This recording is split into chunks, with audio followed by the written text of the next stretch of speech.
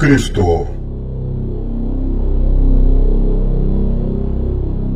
O conto traz a assustadora e polêmica história de um personagem maligno previsto nas profecias da Bíblia. Como ele surgirá e o ambiente necessário para sua ascensão e estabelecimento do seu governo, através de uma falsa paz que logo é transformada em dor e aflição para a humanidade. Ele fará grandes prodígios e se tornará um líder mundial, semeará a guerra, espalhando terror e destruição sobre a terra, levando os humanos à catástrofe final. Enfrentará Deus na batalha final do Armagedon. Será vencido e lançado vivo no lago de fogo e enxofre. O conto trata também dos vários eventos relacionados ao tema, como a marca da besta, o surgimento do anticristo, os nomes daqueles que, durante a história, foram apontados como anticristo, a nova ordem mundial, dentre outros. Profecias. E será atormentado com fogo e enxofre diante dos santos, anjos e do Cordeiro. Apocalipse, capítulo 14, versículo 9.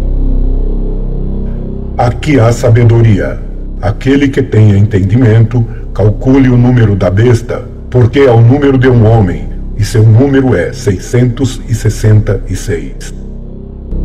O plano de Deus. O homem foi criado para viver em conciliação com Deus e com toda a criação. Ao homem foi dada a oportunidade de viver em companhia de Deus na terra, no paraíso. Deus deu ao homem o livre arbítrio, isto é, autonomia de procedimento, e exigiu apenas sua fidelidade diante de seu Criador. Entretanto, por vontade própria, o homem desobedeceu à única proibição divina, comeu o fruto da árvore proibida e quebrou a comunhão com Deus, contaminando todos os seus descendentes com o veneno mortal do pecado. O pecado separou o homem de seu Criador, e a consequência dessa separação é a morte do homem. Porém, Deus não abandonou o homem. Deus tinha um plano para salvar a sua amada criação. Um plano de amor pelo homem, para que fosse permitido ao homem ter a continuidade da companhia de Deus. Deus, então, enviou seu Filho, divindade em forma humana, para pagar com sua morte o preço do pecado do homem. Ele veio como homem, em tudo igual a nós, exceto no pecado. Foi crucificado e morto, e assim o homem foi reconciliado com Deus pela morte de seu Filho. O plano de Deus prevê a volta de Jesus para julgar toda a humanidade, vivos e mortos, e levar os justos para uma vida eterna, em um novo lugar, onde não haverá sofrimentos, e Deus terá morada entre os homens. Este momento, em que os salvos ou escolhidos serão resgatados e conduzidos para o paraíso, é chamado de arrebatamento.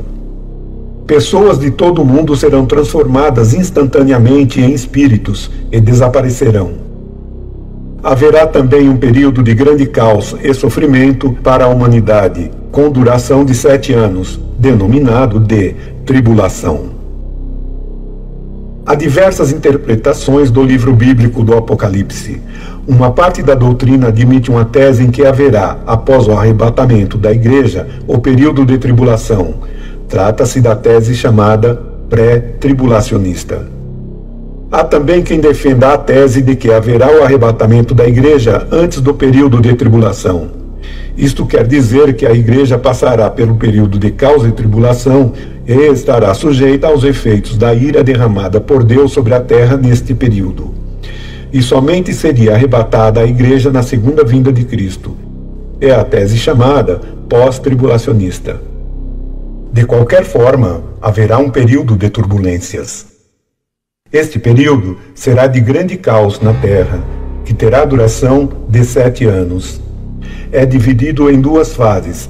A primeira, com duração de 3 anos e meio, apresentará uma falsa paz, e a segunda, com o mesmo tempo de duração, será de guerras e turbulências, completando 7 anos desse período que é chamado de tribulação. Durante o período da tribulação, aqueles que novamente se voltarem para a palavra de Deus em busca de salvação receberão um selo que lhes permitirá sobreviver. Neste período de tribulação, haverá um governo único mundial, dominado por um líder de muita influência, que, segundo a tradição cristã, enganará a muitos operando sinais e maravilhas. Este líder será o Anticristo. O Anticristo formará um grande exército e semeará a guerra. O Anticristo é a mais diabólica entidade do universo, encarnação de Lúcifer. Surgirá das trevas em forma humana, receberá poder no final dos tempos e se apresentará como Messias, vindo uma segunda vez. Mestre em enganar, ele será um grande orador e falará com insolência, exaltando a si mesmo. Mostrará ter poder sobre as leis naturais e ganhará o apoio e a admiração de muitos. O Anticristo convencerá os povos do mundo de que ele é Deus e que é digno de adoração e lealdade. Seus seguidores deverão permitir que a sua marca seja permanentemente implantada na mão ou na testa. Aquele que não tiver a sua marca será perseguido e nada poderá comprar ou vender. O Anticristo reinará sobre o mundo. Imporá uma ditadura suprema sobre toda a terra durante 7 anos, tempo em que durará a grande tribulação. Será o líder da última forma de domínio mundial. Em tudo será oposto a Cristo. Seus atos serão contrários ao que fez Cristo. No lugar da humildade, ele será orgulhoso. Ele desprezará os humildes e enaltecerá os pecadores. Propagará o vício, fará culto aos demônios, buscará sua própria glória e exigirá ser chamado de Deus.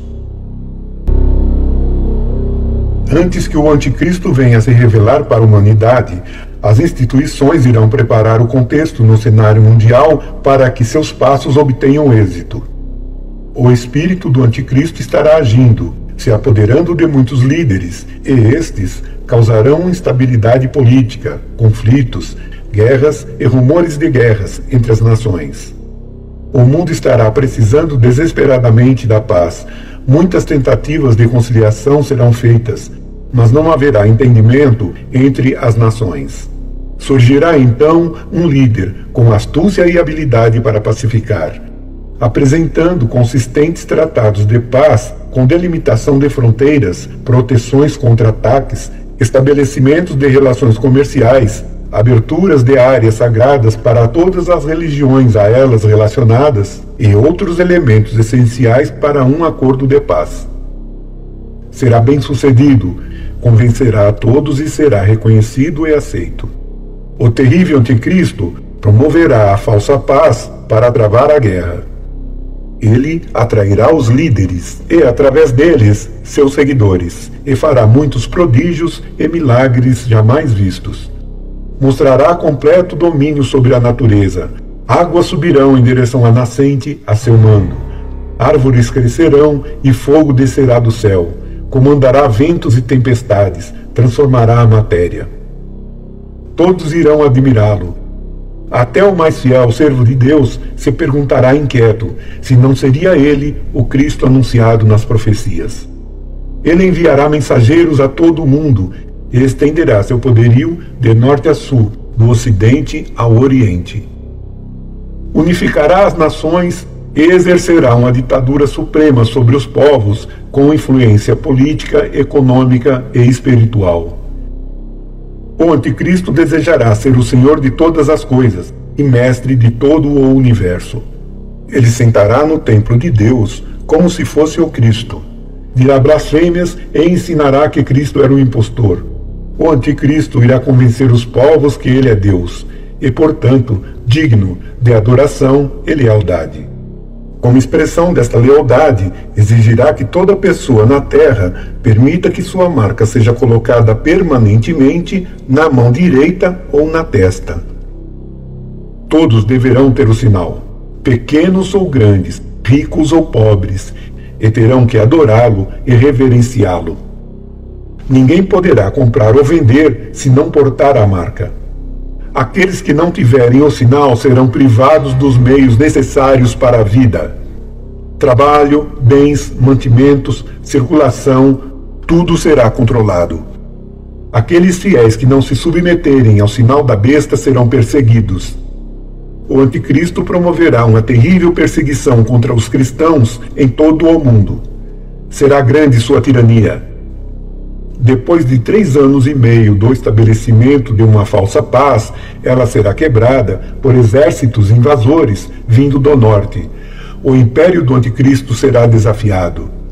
Violência, dor e aflição recairão sobre a terra. Em determinado momento desta batalha, terremotos, pragas, chuva de granizo e fogo derrotarão o exército invasor e o anticristo sairá fortalecido. Seu poder de força aumentará. Não haverá ninguém com força suficiente para lutar contra ele. Sua tirania não alcançará limites. As nações, agora confiantes e fortalecidas pelo sucesso, inspiradas no anticristo, irão perseguir e aterrorizar aqueles que não se submeteram à marca da besta. Tentarão eliminar os cristãos em todo o mundo. Os não corrompidos pelo anticristo ficarão acuados diante da fúria dos militares de todas as nações. Nestes dias de muita aflição para os fiéis, haverá a intervenção de Deus. Cristo retornará para guerrear por aqueles que não se curvaram diante da besta. No vale do Armagedon se ajuntarão os exércitos de todas as nações da terra para guerrear contra Deus, na maior batalha de todos os tempos. Os exércitos dos homens iníquos, liderados pelo anticristo, se oporão a Deus. Será a batalha final entre o bem e o mal, o acontecimento mais catastrófico e devastador da história humana. Deus enviará seus anjos com vigoroso clamor de trombetas. Juntará os escolhidos e os protegerá. O sol escurecerá e a lua não dará a sua luz. Aparecerá no céu o sinal de Deus com grande brilho e esplendor. As forças dos céus cairão sobre a terra. Seu poder recairá sobre o anticristo e seus exércitos. A ira de Deus alcançará todo o planeta. Os homens lamentarão. O anticristo será atingido e ele reassumirá sua forma de besta, gritando: Nazareno! Nazareno! Nazareno! Não! Será capturado e lançado vivo no lago de fogo e enxofre. Os iníquos não mais existirão. O reino do mundo se tornará de Deus e de seu Cristo. Será o fim do mal e da fonte de seu poder, que é o Satanás. A isso se seguirão 1000 anos de reinado de Cristo. Iniciará o milênio da verdadeira paz na terra.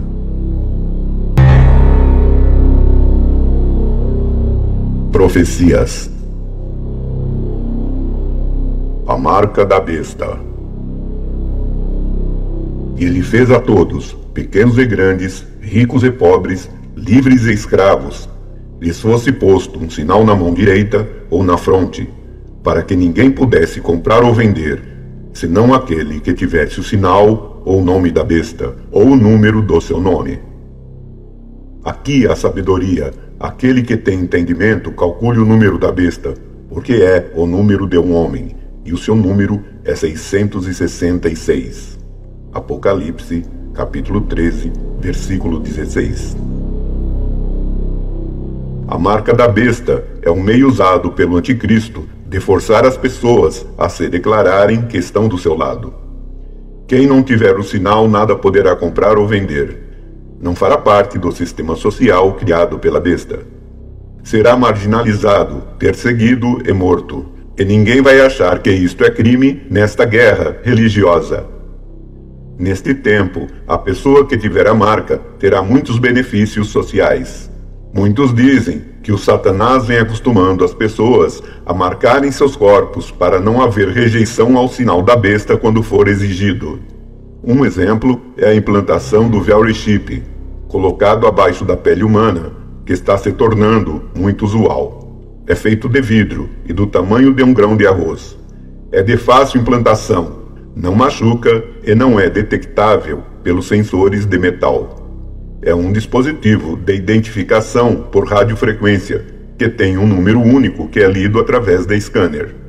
Dizem que será de fácil aceitação, porque hoje muitas pessoas já usam piercing, tatuagens e silicones. Uma pessoa portadora do chip implantado e previamente cadastrado em qualquer estabelecimento, como supermercados, bancos, danceterias e etc., não precisará de outra identificação ou dinheiro.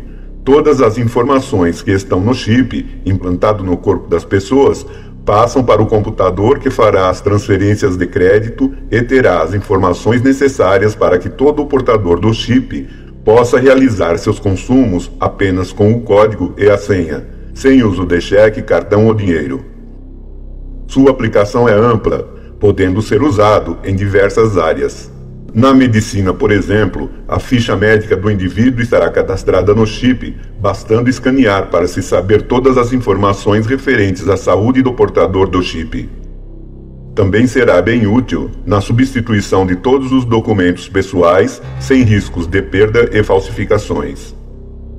O VeriChip poderá monitorar e localizar o portador através de satélites.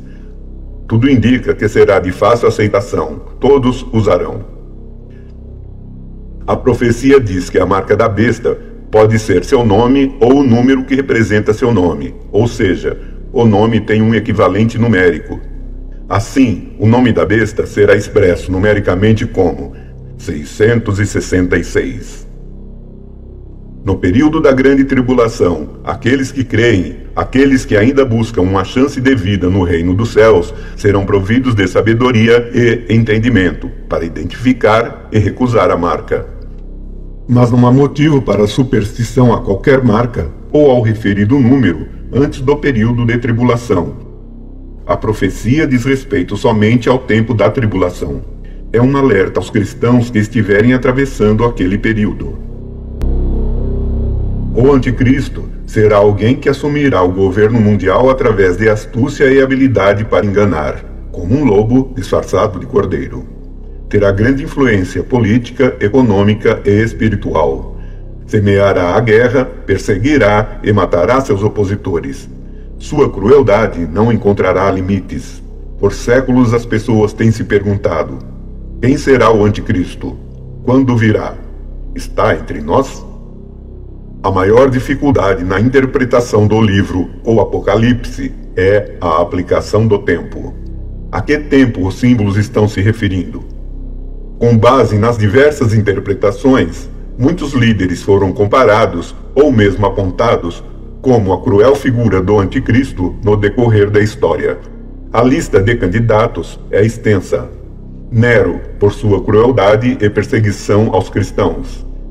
Napoleão foi taxado de anticristo por seus inimigos ingleses.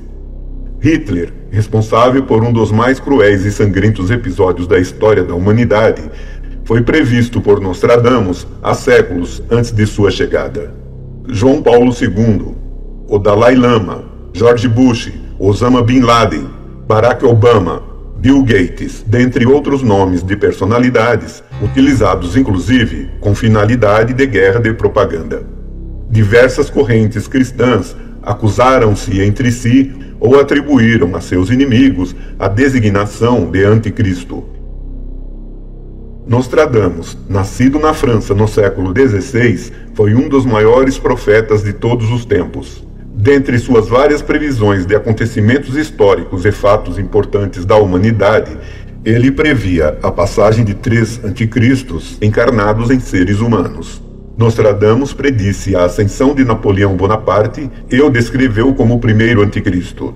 Napoleão governou a França entre 1799 e 1815, provocou guerras e genocídio, conquistou quase toda a Europa, até ser derrotado pelos ingleses na Batalha de Waterloo.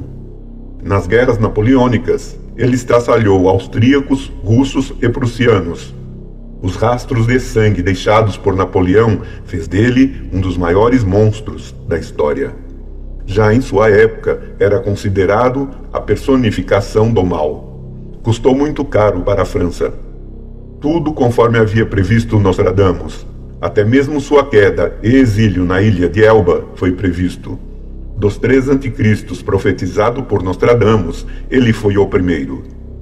O Império de Napoleão criou o caminho que levou à unificação da Alemanha no final do século XIX e possibilitou o surgimento do segundo anticristo. Nostradamus temia que o segundo anticristo fosse bem mais brutal que o primeiro. Suas profecias do segundo anticristo são muito claras.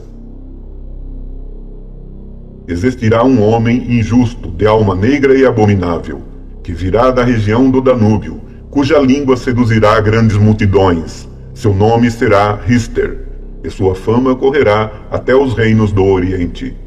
Assim profetizou Nostradamus. Muitos acreditam que ele estava se referindo ao maior louco de todos os tempos. O nome Rister é bem parecido com Hitler. Hitler nasceu na Áustria, cujo principal rio é o Danúbio. Ele ficou famoso por discursos carismáticos e hipnotizantes. Conduziu o povo alemão a um genocídio que praticamente varreu os judeus da Europa. Levou a Alemanha a uma guerra mundial sem precedentes, contabilizando milhões de mortos. O Japão, Império do Sol Nascente no Extremo Oriente, ficou tão impressionado com Hitler que uma ampla aliança foi assinada entre Japão, Alemanha e Itália, com o propósito de assegurar a essas potências o domínio do mundo. Pela teoria de Nostradamus, o primeiro anticristo foi Napoleão, o segundo foi Hitler, e o terceiro e último ainda está por vir. Nas Centírias, ele descreveu o último e mais poderoso anticristo.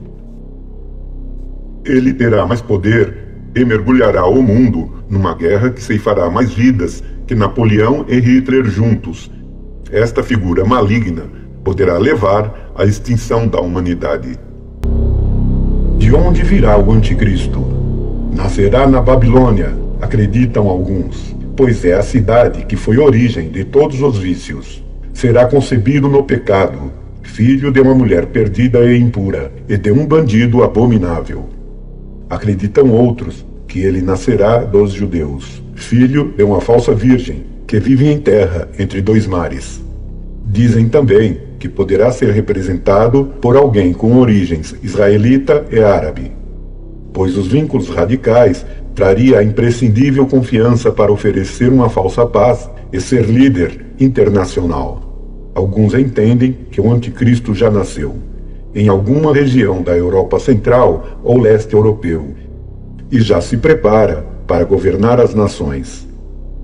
Na impressionante história do livro A Profecia, de Daniel Seltzer, o surgimento do anticristo começou numa conspiração maligna para proteger o nascimento do filho do Satanás e prepará-lo para ser o representante do mal na terra, conforme previsto no livro das Revelações. O filho de um diplomata morreu ao nascer, e para ocultar tal tragédia da esposa, ele substituiu seu filho por uma criança de origem desconhecida, que nascera no mesmo dia. A infância da criança é marcada por acontecimentos bizarros. Aos 5 anos de idade, viu sua jovem babá cometer suicídio dizendo que tal ato era oferecido a ele. Em seguida, um padre que tentava divertir o pai é morto num estranho acidente. Porém, após uma série de eventos perturbadores e muitas mortes, o pai, auxiliado por um fotógrafo que descobriu estranhos sinais em suas fotos, percebeu que o menino era o anticristo e decidiu impedir que a terrível profecia se cumprisse, mesmo que para isso tivesse que matar a criança. O espírito do anticristo é o sistema que ele representa. Este espírito maligno tem estado em atividade, influenciando líderes e preparando o cenário para o aparecimento do anticristo. As culturas estão preparadas para a sua aceitação. Estudiosos acreditam que, mesmo neste momento, está sendo estabelecida uma nova ordem mundial com esta finalidade. No livro Os Illuminatis, Robert Wilson conta que 13 famílias detêm o poder acima dos governos. São os Illuminatis, que significa os iluminados ou detentores da luz. São as 13 famílias mais ricas do mundo. Eles são detentores de 90% da economia global. Eles se consideram os iluminados, os que estão no topo da pirâmide, e controlam todos os outros abaixo de si, inclusive governos. São eles que realmente ditam as regras nos bastidores. Os que fazem as regras para as eleições de presidentes e governos são muito discretos e cuidadosos e preservam a linhagem familiar sem quebrar os laços. Seu poder reside em dois pilares básicos: ocultismo e economia. Possuem os grandes bancos mundiais, as companhias de petróleo, a grande mídia mundial, os maiores negócios da indústria e do comércio, a indústria cinematográfica. Um pequeno grupo que controla a população de mais de 7 bilhões de pessoas. O processo de controle de massas se chama metodologia sistêmica, onde um mercado é dividido em várias partes e em cada parte se coloca uma pessoa de confiança. Controlando esse indivíduo, é possível controlar a parte toda. Assim, não é preciso saber o que faz um faxineiro ou lavador de pratos para ter o controle de uma organização. Basta controlar o presidente, o que ele pensa, em que ele acredita. O que ele faz permeia a organização inteira, e assim, com uma pequena base de poder, é possível controlar uma população de mais de 7 bilhões de pessoas. Os Illuminatis infiltram políticos e possuem a maioria dos governos. Em geral, os candidatos com maior patrocínio acabam ganhando as eleições. Eles patrocinam os candidatos às eleições que interessam e muitas vezes patrocinam candidatos de posições opostas para haver uma falsa concorrência. No final, ganha a presidência quem eles realmente querem. Eles são os donos do governo, comandam os países, fazem as leis, imprimem nosso dinheiro. Toda a população do globo está em suas mãos. Eles buscam uma nova ordem mundial. Eles existem desde o início do mundo. Estavam na Torre de Babel, mas a Fundação Illuminati foi oficialmente fundada em 1º de maio de 1776 por Adam Weishaupt, um professor de universidade e profundo conhecedor de ocultismo. Eles se reuniram num hotel chamado Bilderberg, na Holanda, e formaram um grupo contendo aproximadamente 120 pessoas. O grupo Bilderberg é formado pelos chefes de todos os grupos dominantes de países individualmente. Trata-se da elite do topo. Muitos símbolos bizarros foram incorporados à sua organização. Passaram a fazer parte formalmente da maçonaria em 1780. Seu propósito consiste na destruição de todas as religiões e de todos os governos independentes que seriam substituídos por uma nova ordem mundial controlada pelos Illuminatis. Eles dominam os bancos, a moeda, os meios de comunicação, a política, criaram a ONU e estão por trás das guerras. Em um futuro próximo, a Terra estará dominada por um governo único mundial. Nações que eram livres serão escravas da vontade de uma pequena elite. Toda forma de independência estará sob ataque.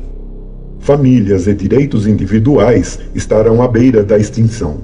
Quase 80% da população da Terra será eliminada, e os remanescentes de uma humanidade livre serão forçados a viver em compactas cidades controladas por supercomputadores, como prisões. Nenhuma atividade terá privacidade. A nova ordem mundial trará as trevas para o planeta. Uma elite cruel e obcecada pelo controle e pelo poder dominará a todos e ninguém terá forças para desafiá-la. Esse é seu programa, sua meta. Um monopólio projetado para assegurar o poder para sempre, onde a ciência e a tirania é a lei. Os humanos estarão condenados a esse futuro pesadelo, a menos que as massas despertem para o plano mestre da nova ordem mundial e se mobilizem para derrotá-lo.